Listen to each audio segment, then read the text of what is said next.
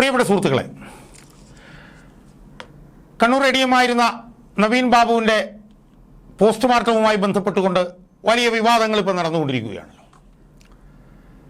ആ പോസ്റ്റ്മോർട്ടവുമായി ബന്ധപ്പെട്ടുകൊണ്ട് ഒട്ടേറെ ഇടപെടലുകൾ ഞാനും എൻ്റെ വീഡിയോകളിലൂടെ ഇതിനകം നടത്തി കഴിഞ്ഞു. സുഹൃത്തുക്കളെ, ഞാൻ ഈ വീഡിയോയിലൂടെ ഉന്നയിക്കാൻ ഉദ്ദേശിക്കുന്ന ചോദ്യം, നവീൻ ബാബുവിൻ്റെ മൃതശരീരത്തിന് മേലൊരു പോസ്റ്റ്മോർട്ടം നടന്നിട്ടുണ്ടാവുമോ എന്നുള്ളതാണ്. ഇങ്ങനെ ഒരു പോസ്റ്റ്മോർട്ടം നടന്നിട്ടുണ്ടോ? അങ്ങനെ നടന്നിട്ടുണ്ടെങ്കിൽ തന്നെ അത് പരിയാരം മെഡിക്കൽ കോളേജിലെ ഫോറൻസിക് സയൻസ് ഡിപ്പാർട്ട്മെൻറ്റിൻ്റെ ഹെഡ് ഓഫ് ദി ഡിപ്പാർട്ട്മെൻറ്റായിട്ടുള്ള TM പ്രിജിത്ത് എന്ന് പറഞ്ഞിട്ടുള്ള ഫോറൻസിക് സർജൻ ആണോ നടത്തിയത്?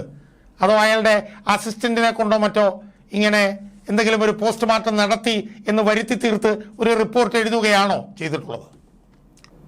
ഇപ്പം ഞാൻ നേരത്തെ ഒരു വീഡിയോയിൽ ഒരു ഇൻ്റർവ്യൂവിൽ ഞാൻ പറഞ്ഞത്, ഈ നവീൻ ബാബുവിൻ്റെ സ്കള്ള് തലയൊട്ടി അത് തുറന്നോ എന്നുള്ള സംശയം പോലും പലരും ഉന്നയിച്ചിട്ടുണ്ട്.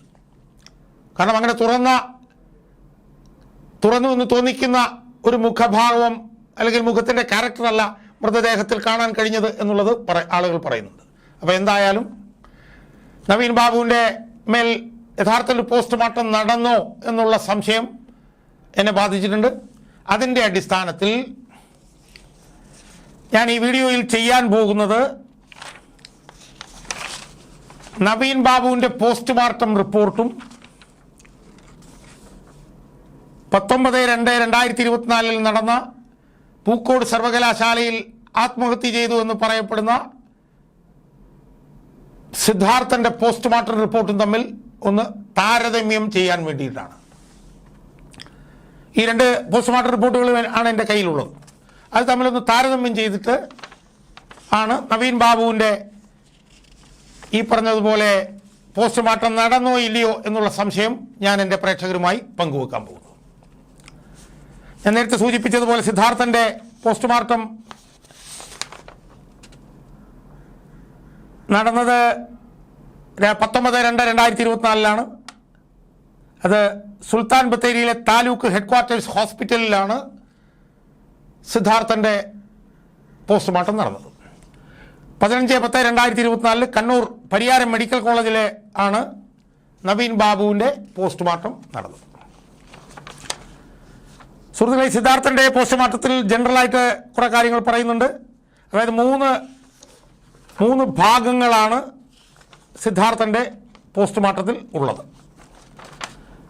അതിലൊന്ന് ജനറൽ ആണ്, 2 ആൻറ്റിമോർട്ടം ഇഞ്ചുറീസ് ആണ്, 3 അതർ ഫൈൻഡിങ്സ് ആണ്, പിന്നെ 4 opinion as to case of death. അതായത് 4 ഭാഗങ്ങളായിട്ടാണ് ആ പോസ്റ്റ്മോർട്ടം റിപ്പോർട്ട്.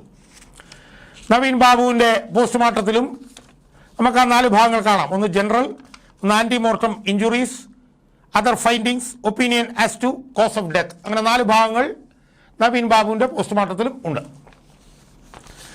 ആദ്യം നമ്മൾ സിദ്ധാർത്ഥൻ്റെ പോസ്റ്റ്മോർട്ടം ഒന്ന് പരിശോധിച്ച് നോക്കാം. സിദ്ധാർത്ഥൻ്റെ പോസ്റ്റ്മോർട്ടത്തിൽ ജനറലായിട്ടുള്ള കുറേ കാര്യങ്ങൾ പറയുന്നുണ്ട്.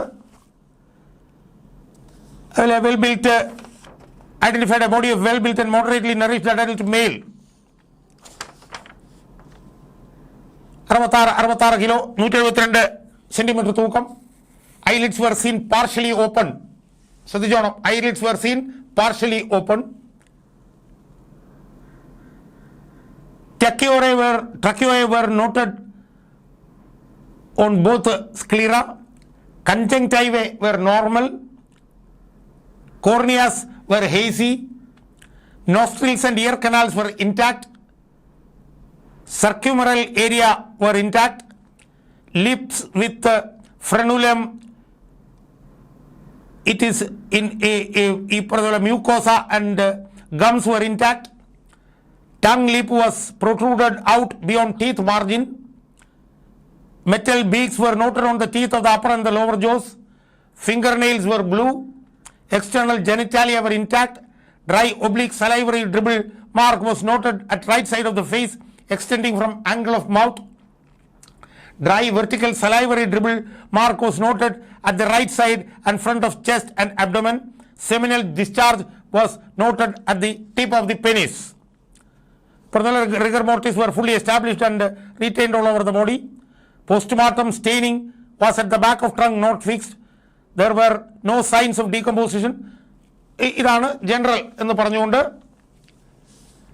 സിദ്ധാർത്ഥന്റെ കാര്യത്തിൽ പറഞ്ഞിരിക്കുന്നത്. വളരെ വിശദമാണ്.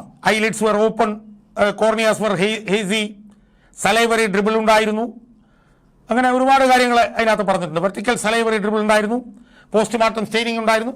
അങ്ങനെ വിശദമായിട്ടുള്ള കാര്യങ്ങൾ ഈ ജനറൽ ഭാഗത്ത് പിന്നെ സിദ്ധാർത്ഥന്റെ കാര്യത്തിൽ പോസ്റ്റ്മോർട്ടത്തിൽ പറയുന്നുണ്ട്. എന്നാൽ നവീൻ ബാബുവിന്റെ കാര്യത്തിൽ ജനറലി പറയുന്നത് എന്താണ്?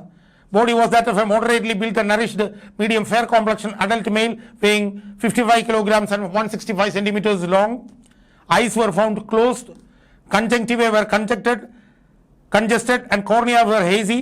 Nostrils, mouth and ear canals were intact. Lips and its inner mucosa were bluish. Teeth and gums were intact. Tongues were bitten. External genitalia and anal orifice was normal.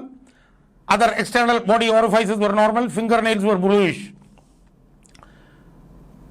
Postmortem hypostasis was seen at the back of the trunk, not fixed. വളരെ കുറച്ച് വിശദാംശങ്ങളേ ഉള്ളൂ, വളരെ കുറച്ച് വിശദാംശം. അതിന് പകരം വിശദമായിട്ടാണ് ഈ പിന്നെ സിദ്ധാർത്ഥന്റെ പറയുന്നത്. ഞാൻ പറഞ്ഞല്ലോ, eyelids were partly open, tracheae were noted on both sclera, lips with frenulum and its inner mucosa and gums were intact, dry oblique salivary dribble mark, vertical salivary dribble mark, അതെല്ലാം പറഞ്ഞ് വിശദമായിട്ടാണ് അത് പറഞ്ഞതെങ്കിൽ ഇത് വായിക്കുമ്പോൾ നമുക്ക് കിട്ടുന്നൊരു ധാരണ എന്ന് പറഞ്ഞാൽ ഇത് ഏതാണ്ട് തട്ടിക്കൂട്ടാൻ വേണ്ടി ഏതാണ്ട് ഒരു 5-6 വാചകങ്ങൾ എഴുതി വെച്ചു എന്നുള്ളതാണ്. പിന്നെ രണ്ടാമത്തെ ഭാഗം സിദ്ധാർത്ഥൻ്റെ ആൻറ്റിമോർട്ടം ഇഞ്ചുറീസാണ്. ആൻറ്റിമോർട്ടം ഇഞ്ചുറീസിൻ്റെ ഭാഗത്ത് വിശദമായി 18 പരിക്കുകളെ കുറിച്ചിട്ട് വിശദമായി സിദ്ധാർത്ഥൻ്റെ കാര്യത്തിൽ പറയുന്നുണ്ട്. പക്ഷേ പിന്നെ നവീൻ ബാബുവിൻ്റെ കാര്യത്തിൽ പരിക്കുകളൊന്നും ഉണ്ടായിരുന്നില്ല എന്നാണ് പറയുന്നത്. നെക്ക് ഫൈൻഡിങ്സ് എന്ന് പറഞ്ഞിട്ട് കുറച്ച് കാര്യങ്ങൾ പറയുന്നുണ്ട്. നെക്ക് ഫൈൻഡിങ്സ്, ആ നെക്ക് ഫൈൻഡിങ്സിൽ തന്നെ നെക്ക് ഫൈൻഡിങ്സുമായി ബന്ധപ്പെട്ടൊക്കെ തന്നെ ഒരുപാട് പ്രശ്നങ്ങളുണ്ടെന്നുള്ളത് നമ്മൾ പറഞ്ഞു. നെക്കിൽ ഉപയോഗിച്ച ലിഗേച്ചറിൻ്റെ ലെങ്ത്ത്, നെക്കിൻ്റെ പുറം ഭാഗത്ത് ഉണ്ടായിട്ടുള്ള കാര്യങ്ങൾ പറയാതിരുന്ന അങ്ങനെ ഒരുപാട് കാര്യങ്ങളുണ്ടെന്ന് പറഞ്ഞു. എന്തായാലും നെക്ക് ഫൈൻഡിങ്സ് പറഞ്ഞു. ആൻറ്റിമോർട്ടം ഇഞ്ചുറീസ് നവീൻ ബാബുവിനില്ല, എന്നാൽ സിദ്ധാർത്ഥനുണ്ടായിരുന്നു. ഇനി അതർ ഫൈൻഡിങ്സ് രണ്ടുപേരുടെയും കാര്യത്തിലുണ്ട്. അതിൽ ഈ പിന്നെ നവീൻ ബാബുവിൻ്റെ കാര്യത്തിൽ അതർ ഫൈൻഡിങ്സിൽ ഈ പറഞ്ഞ പോലെ ബ്രെയിനിൻ്റെ തൂക്കം, ribs and chest were intact, upper lobe of the left lung was adherent to chest wall, no free fluid was present, esophagus, right left വിങ്സിൻ്റെ അതിൻ്റെ വെയിറ്റ്, ഹാർട്ടിൻ്റെ weight, walls and chambers of the heart were normal, ലിവറിൻ്റെ weight, സ്പ്ലീനിൻ്റെ weight, കിഡ്നിയുടെ weight, ഇതൊക്കെയാണ് പറയുന്നത്. Pancreas and adrenal glands were normal, stomach was empty, no unusual smell എന്ന് പറഞ്ഞിട്ട് ഇങ്ങനെ ഇതിനകത്ത് ഒരു തട്ടിക്കൂട്ട് ലക്ഷണമാണ് ഇതിനകത്ത് നമുക്ക് കാണാൻ പറ്റുന്നത്. ഇന്റേണൽ ബോഡി ഓർഗൻസിൻ്റെ വെയിറ്റ്, ബ്രെയിനിൻ്റെ വെയിറ്റ്, ഹാർട്ടിൻ്റെ വെയിറ്റ്, ലിവറിൻ്റെ വെയിറ്റ്, സ്പ്ലീനിൻ്റെ വെയിറ്റ്, കിഡ്നിയുടെ വെയിറ്റ്, ഈ വെയിറ്റുകളാണ് ഈ അതർ ഫൈൻഡിങ്സിനകത്ത് കൂടുതലായിട്ട് നമുക്ക് കാണാൻ പറ്റുന്നത്. എന്നാൽ സിദ്ധാർത്ഥന്റെ കാര്യത്തിൽ അതർ ഫൈൻഡിങ്സിനകത്ത് brain was congested, mouth and pharynx were intact, ribs were intact, pleural cavities were intact, diaphragm was intact, esophagus was congested, trachea and bronchi were intact, അതെല്ലാം പറയുന്നുണ്ട്. Peritoneal cavity was intact, liver was congested, gall bladder was mildly distended with bile, pancreas and adrenal glands were congested. അപ്പോൾ ഇവിടെയും നമ്മൾ നോക്കുമ്പോൾ നമുക്ക് കാണാൻ കഴിയുന്ന എന്താ, നവീൻ ബാബുവിൻ്റെ കാര്യത്തിൽ കുറേ കാര്യങ്ങൾ ഇങ്ങനെ എഴുതി വെച്ചിട്ടുണ്ട് അതർ ഫൈൻഡിങ്സിൽ. അതിൽ പ്രധാനമായിട്ട് പറഞ്ഞിരിക്കുന്നത് ഇന്റേണൽ ഓർഗൻസിൻ്റെ തൂക്കങ്ങളാണ്. തൂക്കങ്ങൾ എത്രയാണ് അതിന് തൂക്കമുള്ളതെന്നുള്ളത്. എന്നാൽ